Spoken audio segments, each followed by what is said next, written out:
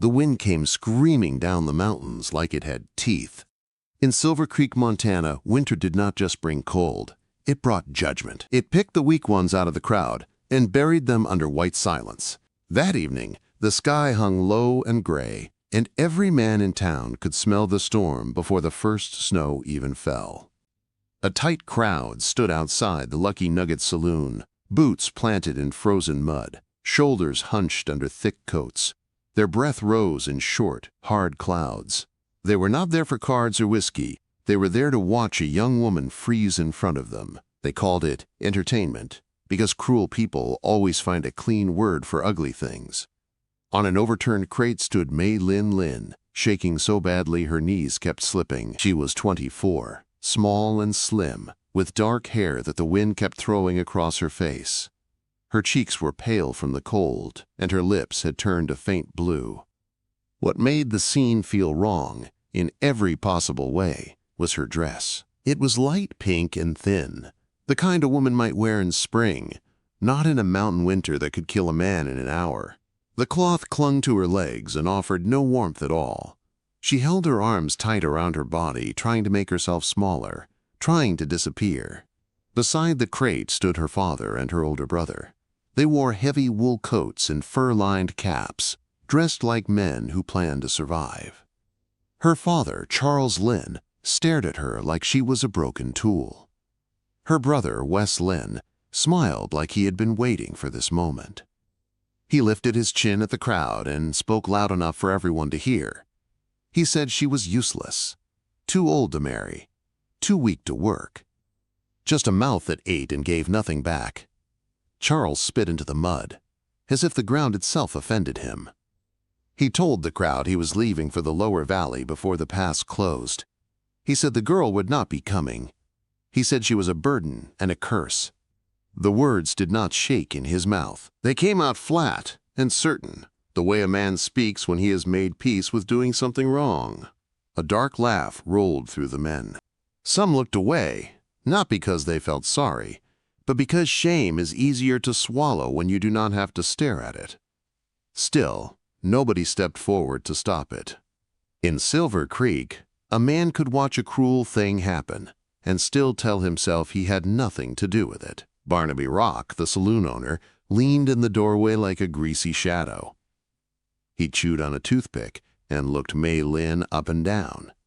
He said he would pay $5. He said she could scrub floors until she dropped, and then the wolves could have her.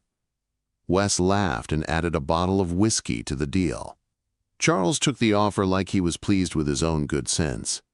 May Lynn did not cry. Tears froze out here, and tears also made men bold. She kept her eyes on the far line where the mountain peaks cut into the sky.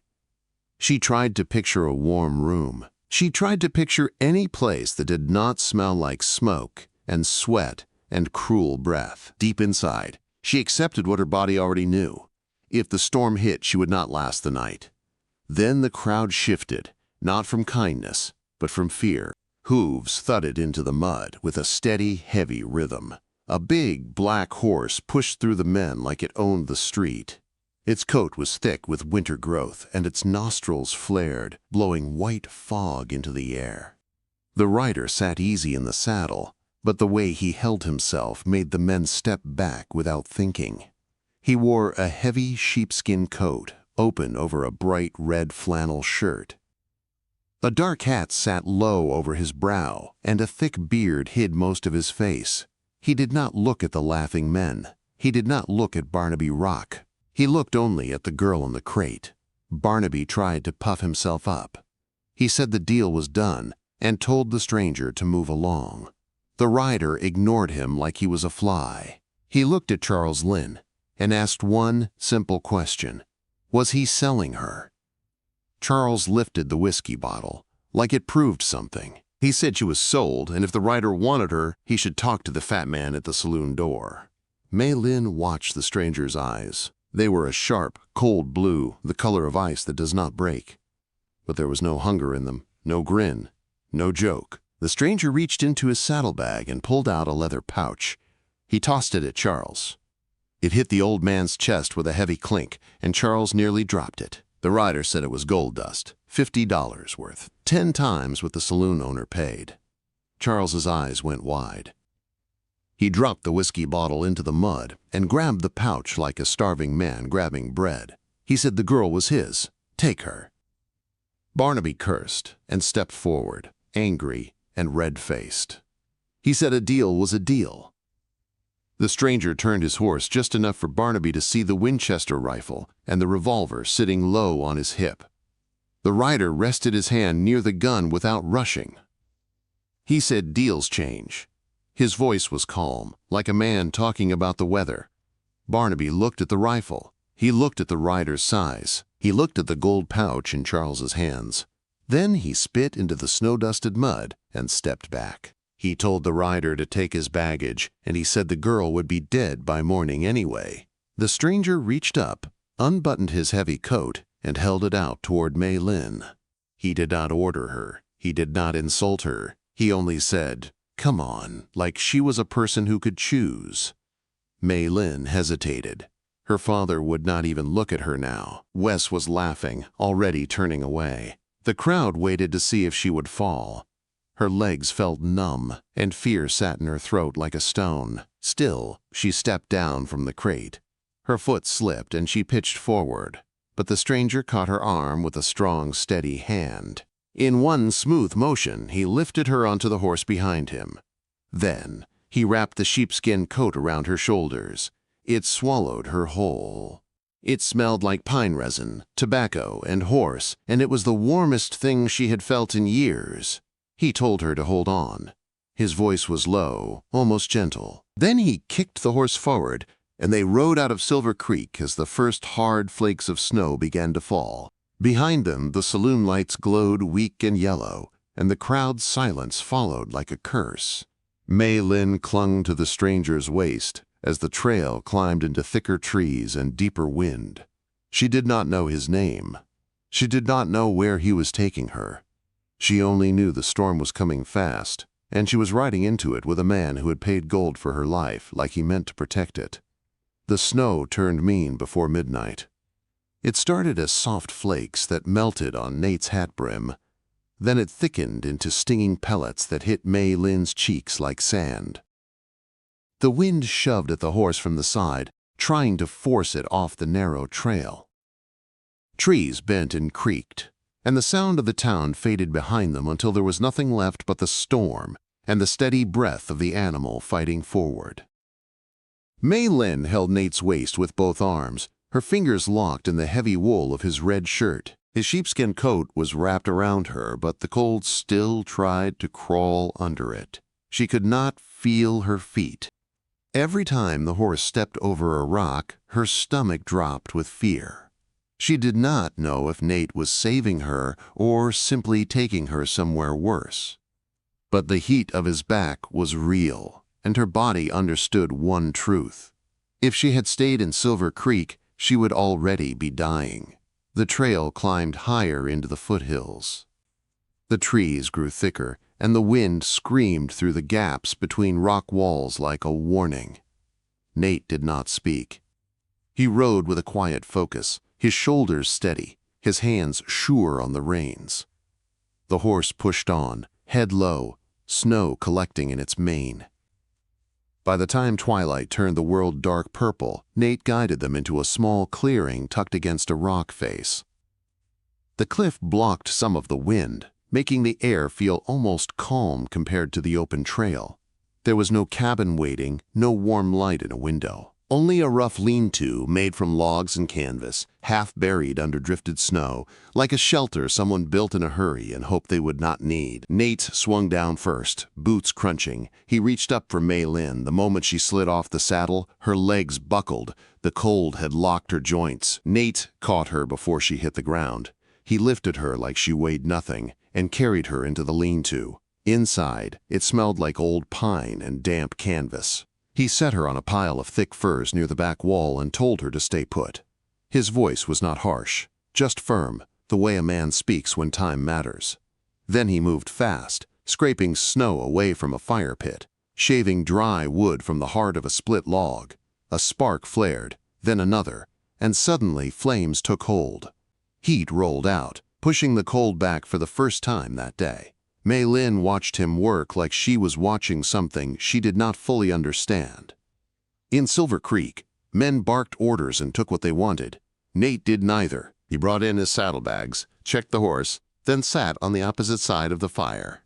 He pulled out a tin of beans and a strip of jerky. He warmed the beans near the coals, then handed the tin and spoon to her first. "Eat," he said. Her hands shook as she held the tin. The smell of food made her throat tighten. She took a bite, and the warmth spread through her like a slow miracle.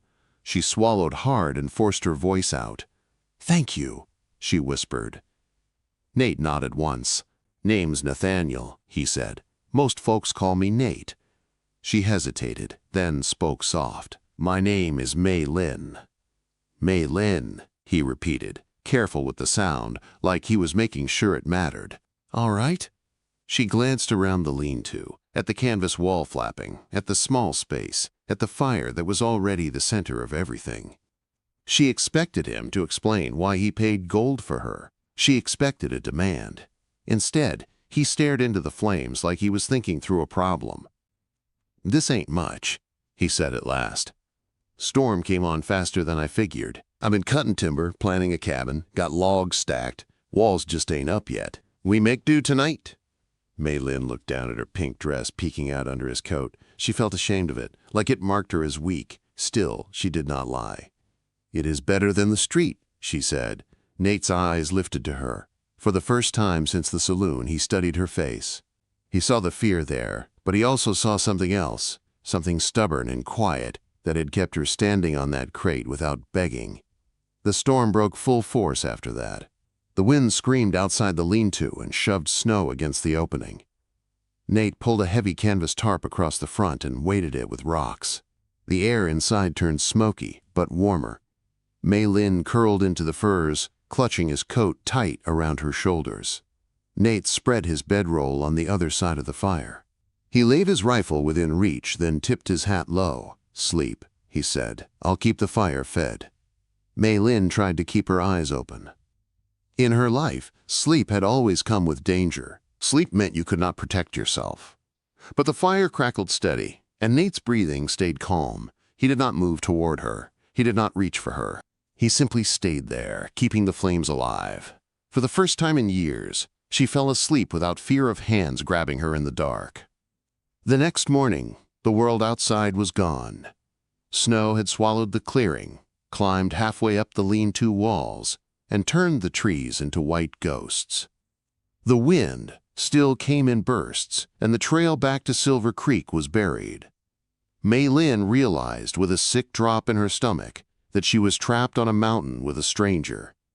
Then she watched Nate step outside, shovel a path, feed the horse, and come back in with his beard dusted white.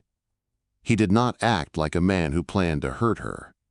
He acted like a man who planned to survive. Days became a slow stretch of cold and work. At first, May Lynn tried to make herself useful the only way she knew. She waited until Nate finished eating before she touched her food. She reached for his cup to refill it before he asked. She tried to stay quiet, eyes down, like she was bracing for blame.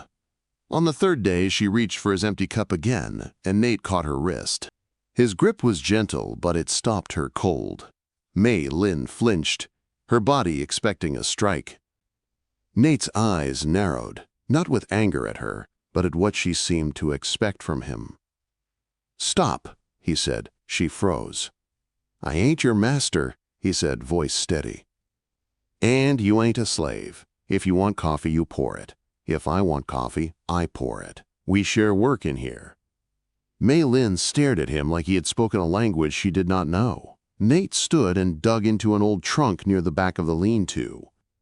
He pulled out heavy trousers and a flannel shirt. He tossed them toward her. "Put those on," he said. "That pink dress is going to get you killed." Her cheeks warmed from shame even as the fire warmed her hands. She took the clothes and changed behind a hanging canvas strip.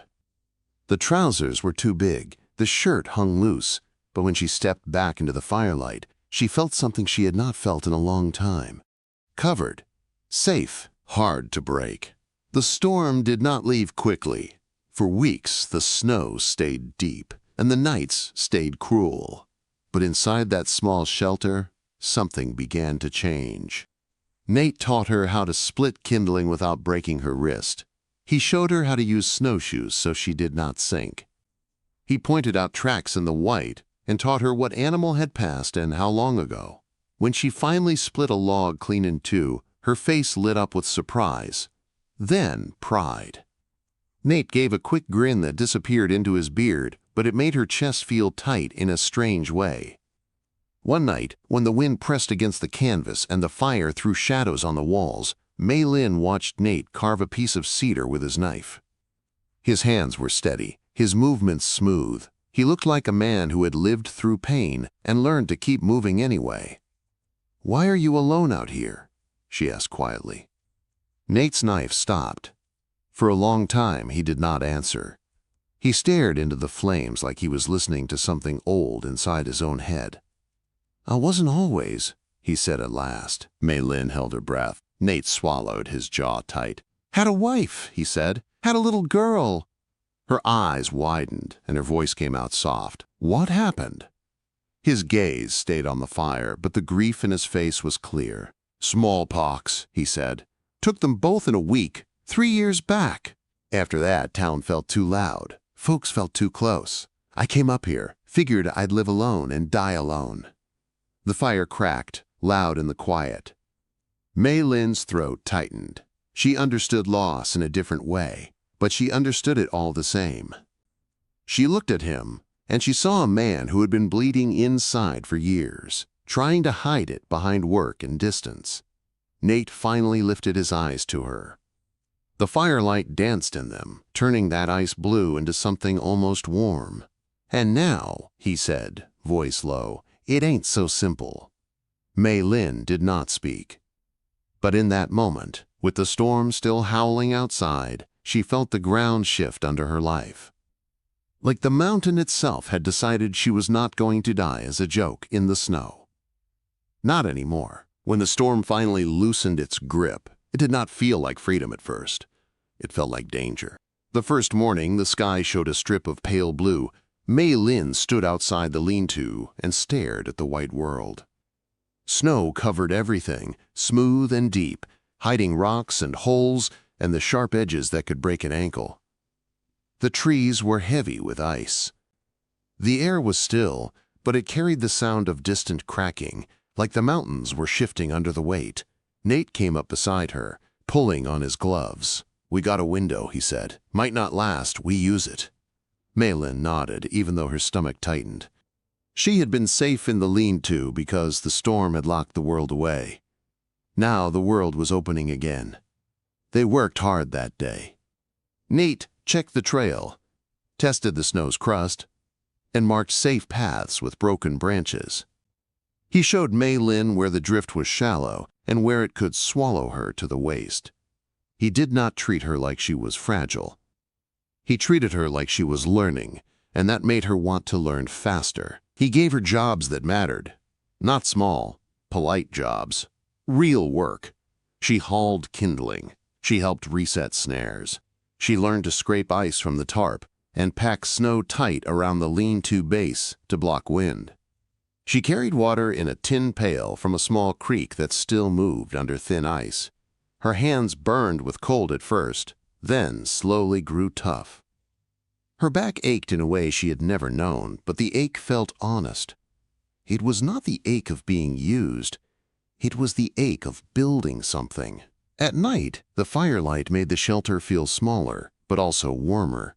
Their routines became steady. Nate cooked, May Lynn washed the tin, and they both gathered wood. Sometimes they spoke. Sometimes they sat quiet, listening to the wind in the trees.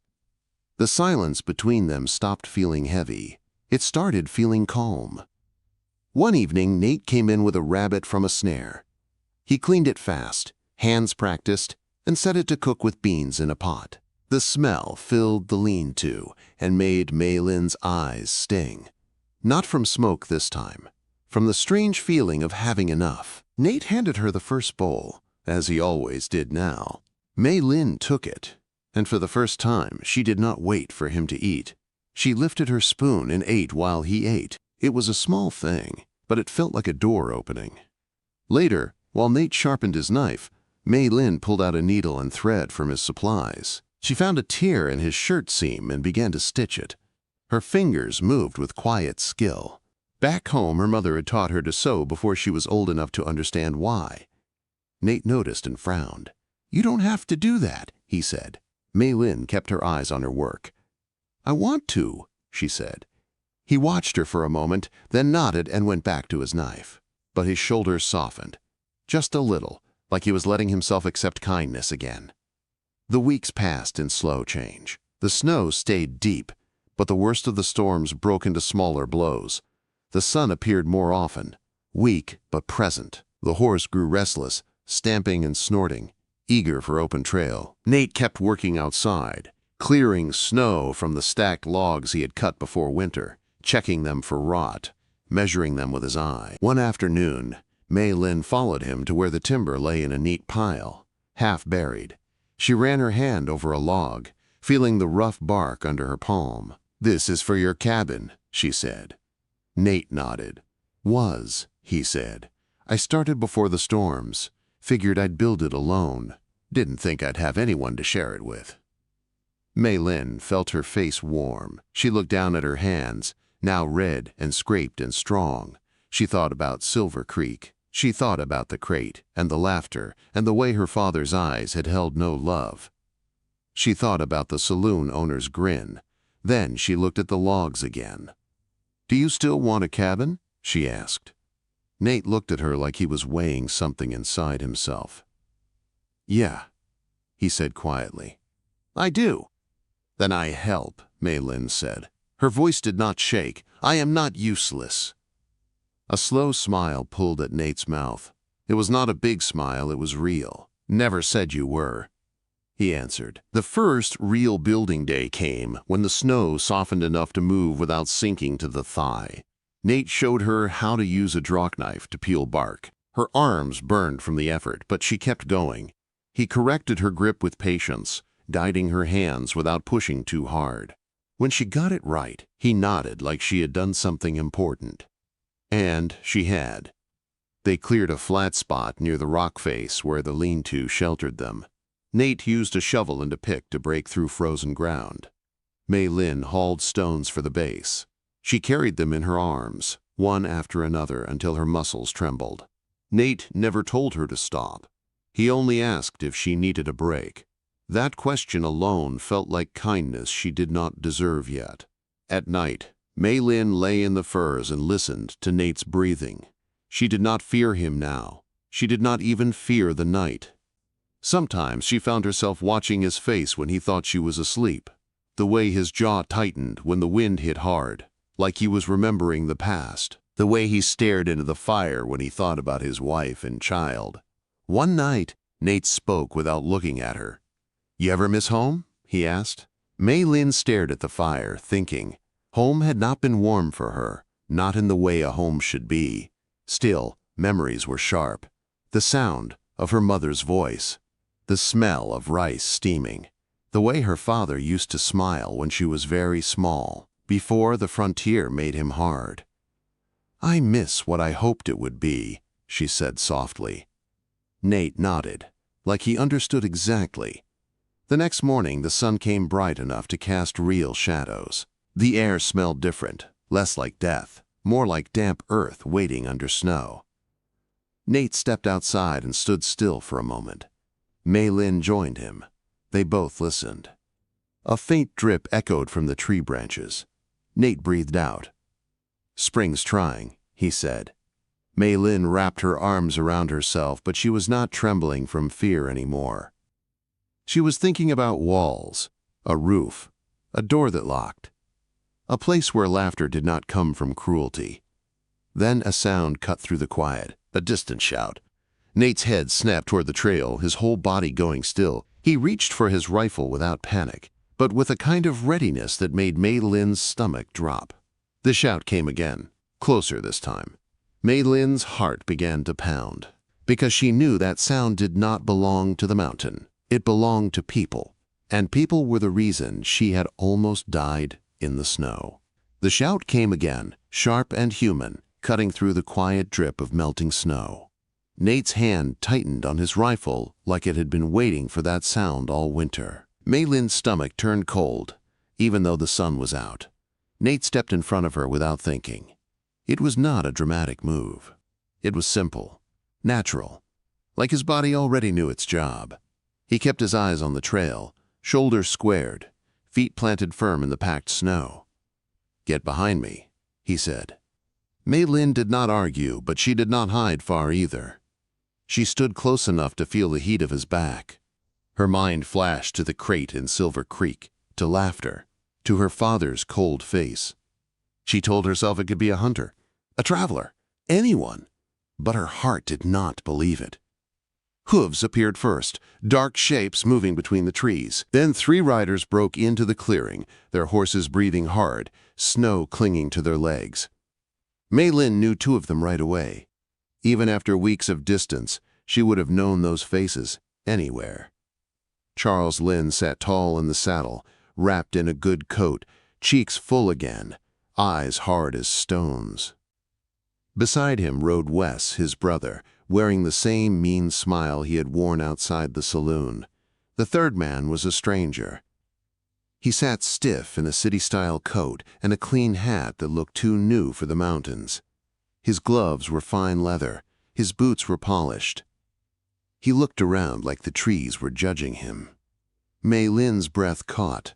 Her fingers curled into fists. The past had found her. Nate lifted his rifle slightly, not pointing it yet, but making sure all of them saw it. "You boys lost?" he asked. His voice was calm, but the warmth had drained out of it. Wes swung off his horse with a grunt and took a few steps forward, acting like he owned the place. "We ain't lost," he said. "We came for what's ours." May Lynn felt her knees weaken, but she held her ground. She looked at Charles. He did not look at her like a father. He looked at her like a man checking a horse he once sold too cheap. Charles nodded toward the cabin walls they had started, the stacked timber, the cleared ground. "So she lived," he said. "I figured we might find a frozen body. Would have been easier." The stranger cleared his throat and forced a polite smile that did not fit his face. "I am Mr. Sterling," he said, like introductions mattered here. His eyes flicked to May Lynn, then away, as if he did not want to hold her gaze. "Your father said you might be interested in work." Nate did not move. "She ain't looking for work," he said. "And you need to turn around." Charles stepped forward a little, careful not to get too close to the rifle. "We made a mistake," he said, voice flat.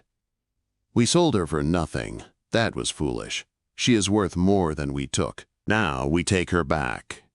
May Lynn's throat tightened. She could feel the old fear crawling up her spine, trying to make her small again. But she also felt something else now. She remembered her hands gripping an axe handle. She remembered splitting wood clean in 2. She remembered building the foundation stones with her own strength. She stepped forward, moving out from behind Nate's shoulder. Nate's head turned slightly, a warning in his eyes, but he did not stop her. May Lynn's voice came out steady. "No," she said. For a moment, even the horses seemed to pause. Charles stared at her, confused, like he had not heard right. "What did you say?" "I said no," May Lynn repeated. Her hands trembled, but her words did not. "You sold me. You took the gold. You do not own me." Wes laughed like it was the funniest thing he had ever heard. He took a step forward, his hand drifting toward his belt. "Listen to her," he sneered. "Thinks she's a person now." Mr. Sterling shifted in his saddle, his face paling. "I was told this was a willing arrangement," he said quickly. "I am not here for trouble." Charles ignored him. He kept his eyes on May Lynn, and his mouth twisted with anger. "You shame our blood," he said. "You will come with us." May Lynn's chest burned. "You shamed me," she said. "You stood me on a crate in winter and laughed. You sold me for whiskey." Wes's smile vanished. He took another step, faster, the way a man moves when he thinks fear will win for him. The gunshot cracked like lightning. Snow jumped off the ground near Wes's boot. Dirt and ice sprayed up. Wes froze, his eyes wide, his hand still half reaching for his belt. Nate had drawn his revolver so fast it barely seemed real. Smoke curled from the barrel, lazy and calm, like it belonged to someone else. Nate's face did not change. "Next one takes your toe," Nate said, voice quiet. "The one after that takes your knee." The clearing went dead silent.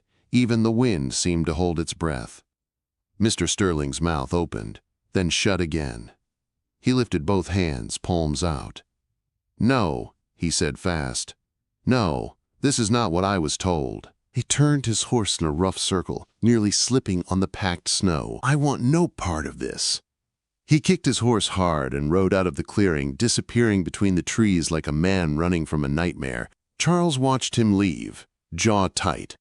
Then he looked back at Nate, and something changed in his eyes. Not kindness, not regret, just caution. He finally understood what kind of man stood in front of him. Wes swallowed and stepped back. His hand dropped away from his belt. Charles spat onto the snow. "She is dead to us," he said. "If you keep her, you keep a curse." Nate's revolver stayed steady. "Then I reckon I'm lucky," he said. "Now ride." Charles hesitated, but only for a heartbeat. He grabbed Wes by the arm and shoved him back toward the horses. Wes shot May Lynn one last look of hate, then mounted up. The two of them turned their horses and rode away down the trail, fast, not looking back. May Lynn stood staring after them as the hoofbeats faded. Her hands shook so hard she could not stop them. The fear that had carried her for years finally broke open like a dam. Her knees buckled. Nate caught her before she hit the snow. He pulled her close, one strong arm around her shoulders, holding her upright. May Lynn pressed her face into his chest, and the sobs came out, hot and raw, nothing like the silent, freezing fear she had learned in Silver Creek. These were not tears of weakness, they were tears of release. "They are gone," she whispered against his shirt. "Are they gone?" Nate's hand rested on the back of her head, steady and warm. "They're gone," he said, "and they ain't coming back."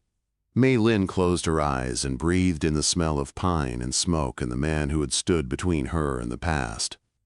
She felt the mountain air fill her lungs, clean and sharp, like a new life-demanding room. When she finally looked up, her eyes were red, but her face was different, stronger, awake. The cabin walls were still only logs on the ground and stones in a line. But May Lynn looked at them like they were already standing, like her future was already built. After Charles and Wes disappeared down the mountain trail, the clearing felt too quiet. The air was still cold, but the fear that had lived inside May Lynn for years had finally been dragged into the light. Nate kept his hand on her shoulder for a long time, as if he could hold her steady just by standing close. The next day, Nate went back to work like a man who refused to let the past leave tracks in his new life. He checked the trail, made sure no one was hiding in the trees, then hauled logs up to the building site. May Lynn followed him, not because she was told to, but because she wanted to prove something to herself. She wanted to prove that she did not belong to the crate in Silver Creek anymore. They built the cabin like it was a promise made out of wood and stone. Nate showed her how to set the first log straight so the walls would not lean. He taught her how to pack mud between the cracks so wind could not slip through.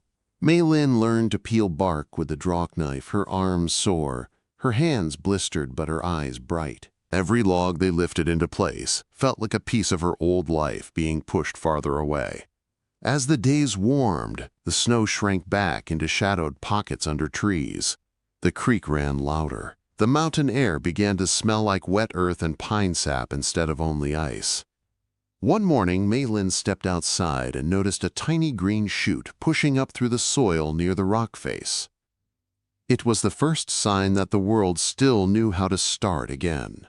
She knelt in the dirt and touched the little sprout with one fingertip. She thought about how she'd been sold like trash, and how she was still here, still growing. Nate watched her from the porch beam he was fitting into place. "What is it?" he asked. "A new plant," she said. Her voice was quiet, but there was wonder in it. Nate nodded. "Mountain's tough," he said, "but it makes room for new things." By late March, the cabin finally looked like a home. The roof was tight. The stone fireplace drew smoke clean and steady. The door was thick and strong, made from boards Nate had planed smooth. Inside, the floor was rough but dry. There was a loft for sleeping, and enough space for a table, 2 chairs, and a small shelf Nate built for her sewing things. The day they moved in, rain tapped on the roof in a steady rhythm. It was not a hard rain. It was gentle, like the sky was washing winter away. May Lynn stood in the center of the room and turned in a slow circle. She ran her hand along the cabin wall, feeling the packed mud, the tight fit of the logs, the work that had gone into every inch. "This is home," she said, almost like she was testing the word. Nate leaned against the doorframe.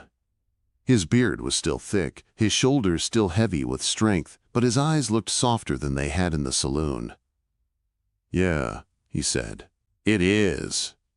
May Lynn began to make it theirs in small ways. She swept the floor until the boards looked clean. She hung herbs to dry near the fireplace. She stitched curtains from spare cloth so the windows felt less like holes in the wall. One afternoon she found wildflower seeds in a tin Nate had packed away and asked if she could plant them. Nate looked surprised. "You want flowers up here?" he asked. May Lynn smiled. "I want color," she said. "I want the mountain to remember me." So she planted them along the front of the cabin, pressing the seeds into the dark soil, patting the dirt down with careful hands. She did not know if they would grow, but she liked the hope of it. A week later, Nate started acting strange. He was still kind, still steady, but he seemed restless, like a man trying to choose the right words and losing them every time he tried. May Lynn noticed it when he would stop speaking mid-sentence and stare at the floor. She noticed it when he would rub the back of his neck like he had an itch he could not scratch. One afternoon, May Lynn sat on the porch mending a fishing net Nate had brought home from a trader months back. The sky was clear and bright, and the mountain wind felt gentle instead of cruel. She heard footsteps behind her and looked up. Nate stood there without his hat on, which was rare. He held it in both hands, like it was something he needed to keep him steady. His face looked serious, and that made her heart tighten. "Nate," she said softly, "what is it?" Quote, he swallowed hard. For a moment he looked like the man who had stared into a blizzard and not blinked. But this was different.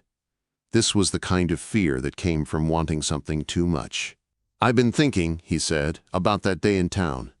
May Lynn's fingers paused on the net. Her stomach turned, but she did not look away. "I thought I was just doing a good thing," Nate said.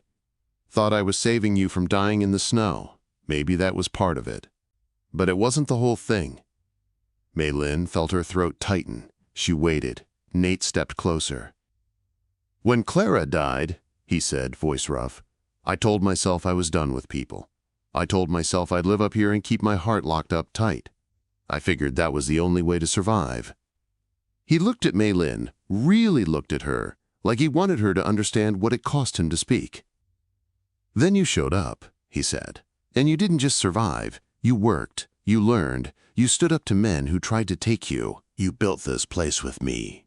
May Lynn's eyes filled, but she stayed still, afraid to move and break the moment. Nate reached into his pocket and pulled out something small. At first she thought it might be a coin.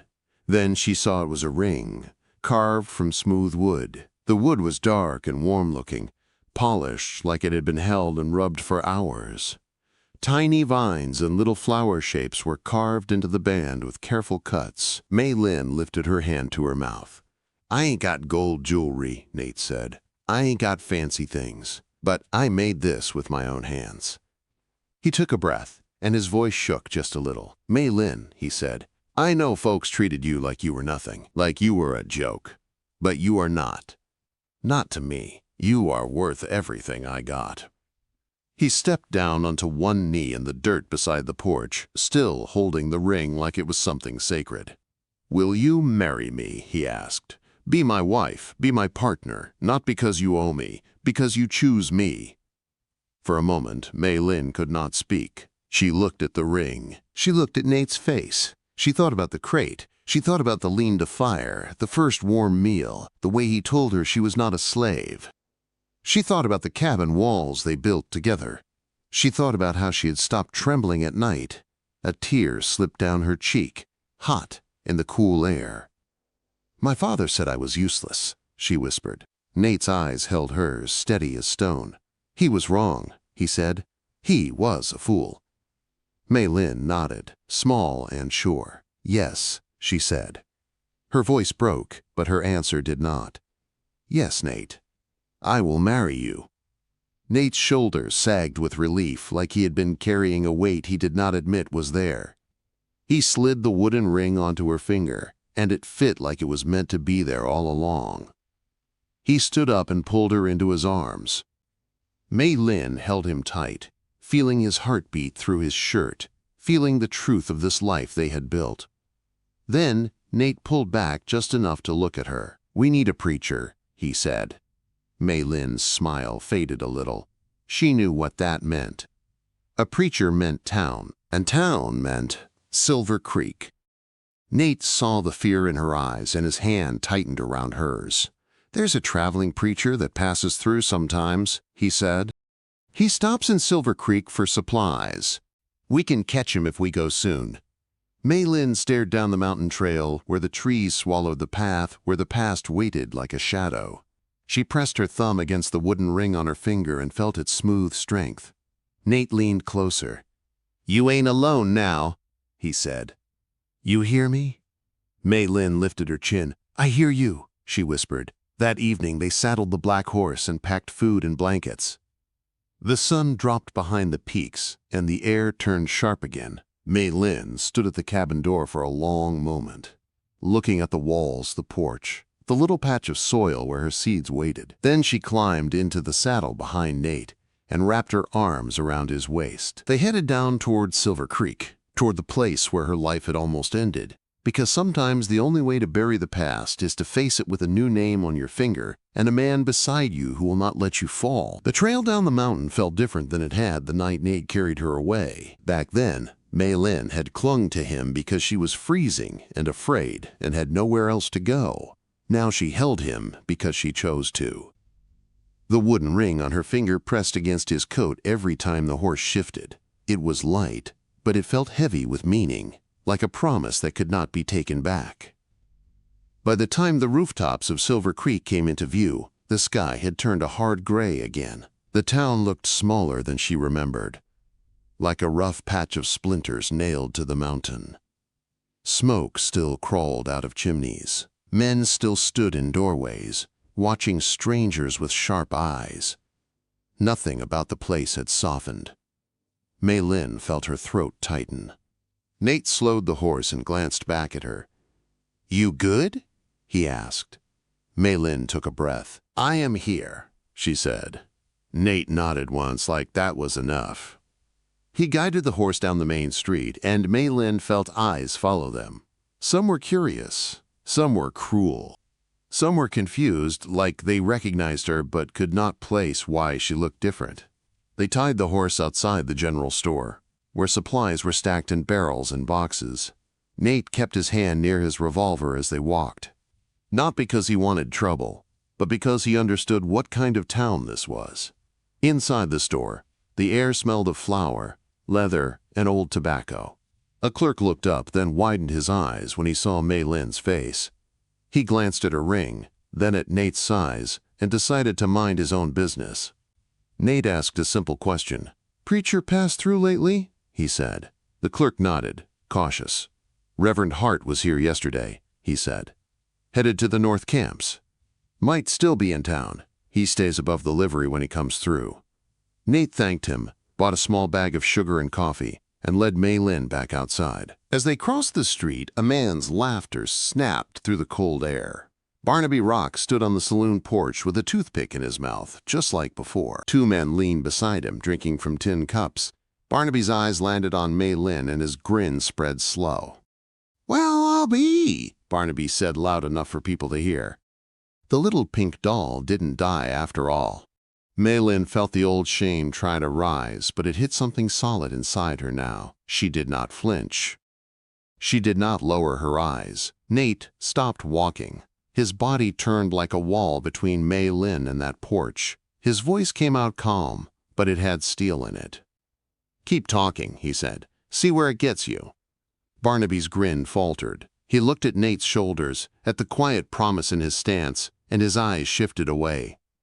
He spit off the porch and muttered something under his breath.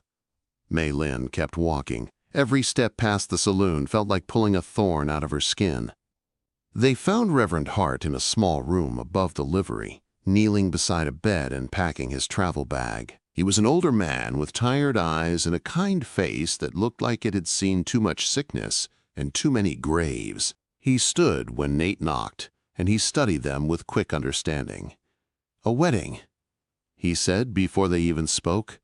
Nate blinked. "How'd you know?" Reverend Hart smiled faint. "A man doesn't look that nervous unless he's about to beg God for something," he said. His eyes moved to May Lynn's ring. "And a woman doesn't look that steady unless she has already survived the worst." May Lynn's eyes stung. She did not look away. They did not want a crowd. They did not want noise. They did not want Silver Creek's opinions.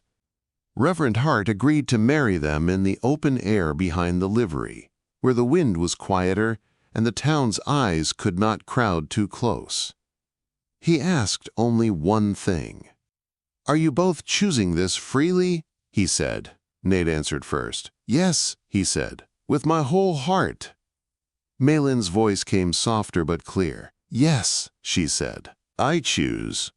Reverend Hart nodded, satisfied. May Lynn wore her pink dress one last time, but it was not the same dress anymore. She had worked on it in the cabin at night, stitching strong leather patches along the hem and adding small embroidered flowers around the collar. She had turned a symbol of shame into something that belonged to her. Nate wore his best red shirt and a clean black vest he had saved for years. His beard was trimmed, his hat brushed. He looked like a man trying hard to honor something he believed in. The ceremony was simple.